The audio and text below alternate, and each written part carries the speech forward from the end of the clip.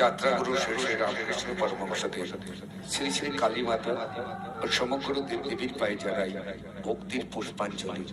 সুধী দর্শকবৃন্দ, মাননীয় মাননীয়া পুজো কমিটির সকল সদস্য এবং সদস্যদের থেকে যারাই অটুট প্রীতি, মিষ্টি শুভেচ্ছা, অন্তরের উদ্বেল করা অভিনন্দন।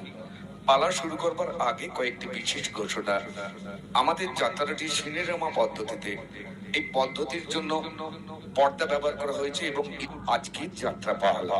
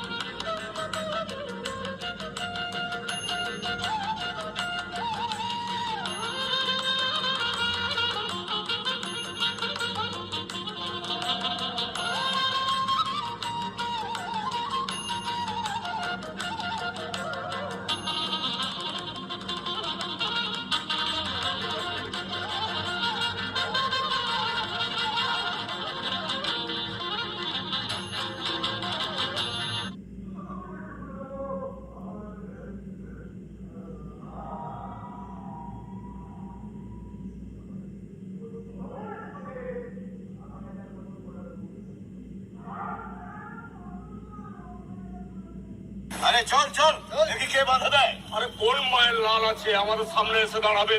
চল না রে, চল চল চল, কে বাধা দেয়? চল চল চল চল, আরে চল না, চল। কোনো ভয় পাবি না, আমরা জমি দখল করতে দেব না। আগে আমাদের টাকার ফসলা হোক, তারপর জমি দখল করতে দেবো। আরে চল চল, কে বাধা দেয়? আরে আমি তো আছি, তোরা কোনো ভয় পাবি না। চল চল চল, আরে সাহস নিয়ে এগিয়ে যেতে হবে। চল চল চল চল, আয়।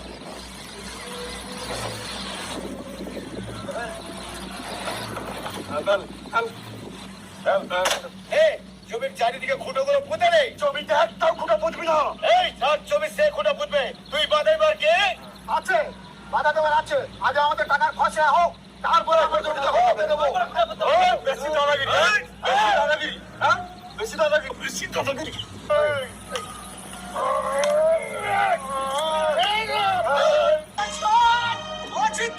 ও বৌমা, ও বৌমা তাড়াতাড়ি এসো না গো, তাড়াতাড়ি এসো না। কি হয়েছে? ওই সিটটা কোথায়? ওকে তাড়াতাড়ি ডাকো একবার, তাড়াতাড়ি। কি হয়েছে দাদা, কি হয়েছে? হয়েছে বলতে আমাদের আদিবিকের কাছে মারপিট লেগে গেছে। ভয়ঙ্কর মালের গুন্ডা বাহিনীর সাথে আমাদের প্রদীপ সৌভিকের সাথে। আমাদের আদিবিকে জমি দখল নিতে এসেছে। ভোট মিল লেগে দখল করবে সেটা আমি আগে থেকে জানতাম। ছেলেগুলোকে বই বই করে বললাম জমি দখল করে বাধা দিস না, লেগে পারবি না। কি বলছিস সিদ্ধে? আমাদের জমি ভয়ঙ্কর মাল দখল করবে, আমরা বাধা দেবো না? এটা কি মগের উল্লুক নাকি? আমাদের উল্লুক বানিয়ে ওই ভয়ঙ্কর মাল 8 বিঘা জমি লিখিয়ে নিয়েছে। ভাই বলছি ভাই, এখন বাধা দিয়ে কাজ নেই, হিতে বিপরীত হবে। তাড়াতাড়ি যাও না গো, তাড়াতাড়ি যাও না, ছেলেগুলোকে খুঁজিয়ে খুঁজিয়ে বাড়ি নিয়ে এসো না গো। শুনলে তবে তো কিছু না কিছু বিপদ ঘটিয়ে আমি যাবো। তুমি কি চালু করবে? হায় ভগবান, ছেলেগুলো যেন ভালোই ভালোই ফিরে আসে ঠাকুর, ছেলেগুলো যেন ভালোই ভালোই ফিরে আসে। বৌমা, শীতে কি সত্যি সত্যি ওই 8 বিঘে জমিটা লিখে দিয়েছে? হ্যাঁ দাদা, কবে লিখে দিল? আপনি তো জানেন বড় ছেলে নির্ভীককে পড়াতে গিয়ে আগে তো 2 বিঘে বেঁচেছিল। সে তো 60 বছর আগে হ্যাঁ বেঁচেছিল। দাদা, আপনি তো জানেন বড় ছেলে 3 মাস বসে থেকে 3 মাস আগে পুনেতে চাকরি পেল। আমি জানতে চাইছি ভয়ঙ্কর মালকে 8 বিঘে জমিটা কেন লিখে দিল এবং কবে লিখে দিল? আপনি তো জানেন মেজো ছেলে ছোট ছেলে বিএড করতে গিয়ে বেকার হয়ে বসেছিল, মেধাতে কিছু কাজ হবে না জেনে আপনার ভাই ভয়ঙ্কর মালের কাছে গিয়েছিল। ভয়ঙ্কর মাল বলল যে 20 লক্ষ টাকা দিলে ওদের চাকরি নিশ্চিত হবে। আর ওই চাকরি নিশ্চিত করতে টাকার বিনিময়ে জমিটা লিখে দিল। হ্যাঁ দাদা, হ্যাঁ, জীবনে বিয়ে শাদী করিনি, তোমাদের কাছে আমার শেষ জীবনটা কাটবে বলে আমার জমিটা তোমাদের নামে লিখে দিয়েছিলাম। লিখে দেবার আগে আমার মতামত তো নেওয়ার প্রয়োজন মনে করলেন। আপনি আঘাত পাবেন বলে আপনাকে বলা হয়নি, এমনকি বড় ছেলেও এ কথা জানে না। ভেবেছিলাম চাকরি পেলে সব খুলে বলবো। এখন ওই টাকাও গেল, জমি যাবে আর চাকরিও গেল। তাহলে এখন কি হবে দাদা? চলো একবার জমির কাছে যাই। হ্যাঁ তাই চলুন দাদা, তাই চলুন। ভয়ঙ্কর মাল একটা নরপিশাচ কি করতে কি করে ফেলবে। চলো বাড়িয়ে চলুন।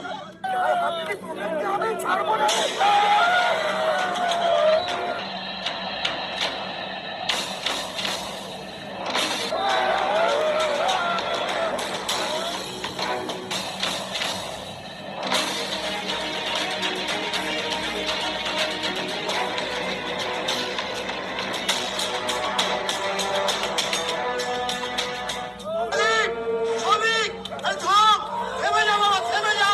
আরে হাত জোড় করছি, থাম, থাম, থাম তোরা। এই থাম, থাম, থাম। সব থাম, থাম, সব। যা থাম। এই দাঁড়া, থামতে বলছে, থেমে যাও। এই শোন, তোদের কোনো অভিযোগ থাকলে ছাড়া এসো। আর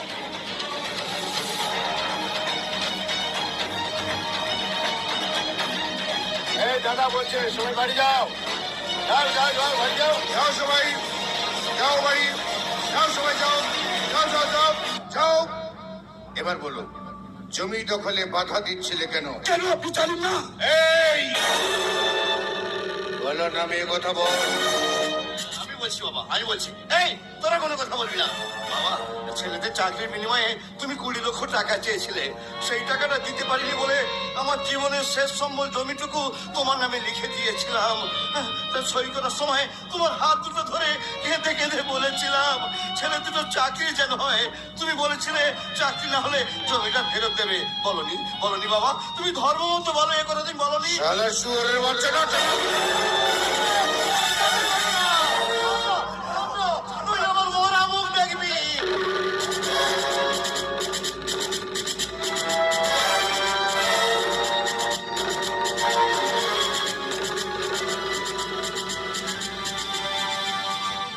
আপনার ছেলেরা আজ যে দুঃসাহস দেখালো তার পরিণতি হবে কিন্তু খুব ভয়ঙ্কর।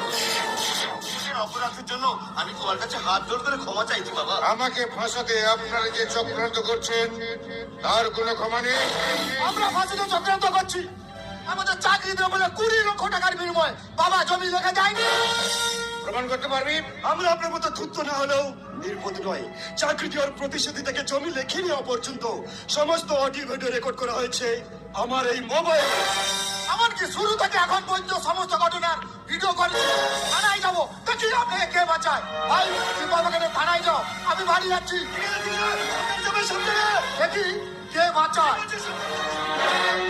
শোন সবই শোন। কিচ্ছু শোনাশুনি নেই আর কিচ্ছু দেখা দেখি নেই। যা হবে কোর্টে হবে। চলো চলো চলো।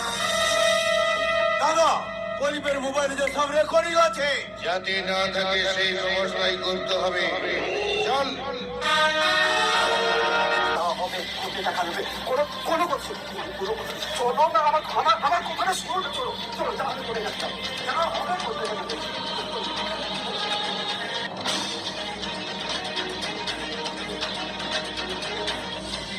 দাদা দাদা, ওই তো ওরা আসছে, ওরা আসছে। তোমরা আবার এখানে এলে কেন?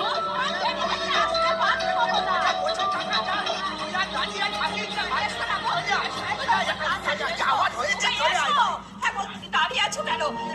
এত বাধা দেওয়া সত্ত্বেও তোমরা মানে খেলে এখন সৌভিক কোথায়? সৌভিক চলে গেছে, কারো কথা শুনলো না।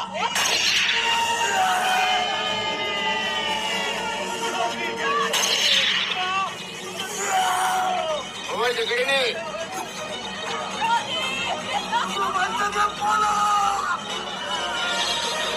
এই, মোবাইলটা কেড়ে নে। এই মোবাইল হ্যাঁ।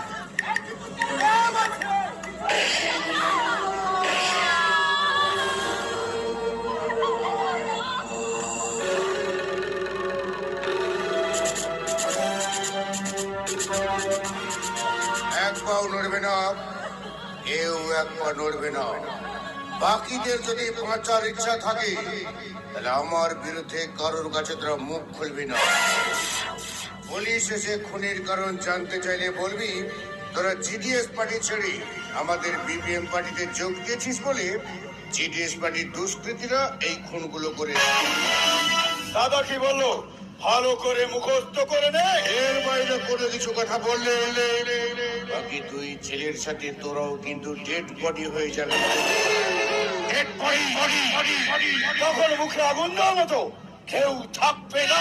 জয় জনগণ, কথাটা মনে রাখবি।